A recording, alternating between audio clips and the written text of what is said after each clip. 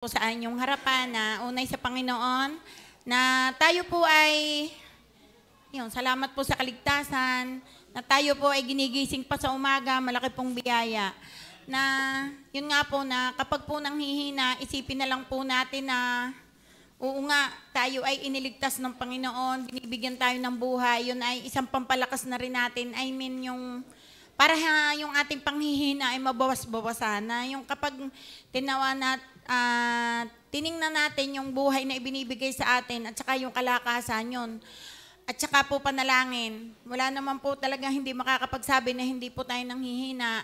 Tunay na salamat sa Panginoon na ibinigay niya sa atin na kaligtasan. At nagpapasalamat po ako talaga na ang aking pong apo ay nakakasama. Sana po hindi ko po yan kasama at bukas po at saka sa Martes ay may periodical.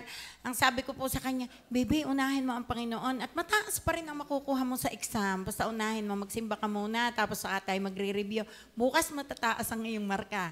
O, yun. Kaya sabi ng aking apo, sige, wawa, sasama ako. Kaya sabi ko, laging ang pangaral ko sa aking apo ay, ikaw ay laging sasama sa akin. Sunday at saka Wednesday at ang pagpapala ng Panginoon sa iyo ay ibibigay. Hindi yung matataas mong oo, nakaka-proud yun, pero mas unahin mo kako-apo ang ating Diyos, sabi kong ganyan. Mabuti naman, nawaay ang aking apo'y magpatuloy, natatamnan ng salita. Yung mga teachers niya, nagkukwento sa akin, naway lagi siyang matamnan ng salita ng Panginoon, siya ay magkaroon ng buhay, maligtas din. At yun ang pangarap ko na siya ay yung lagi kong makasama. Ang aking mga mahal sa buhay yan, pag minsan may kontra pero nilalabanan. Yan, salamat po sa Panginoon sa pagbibigay niya ng kalakasan, ng pagpapatuloy.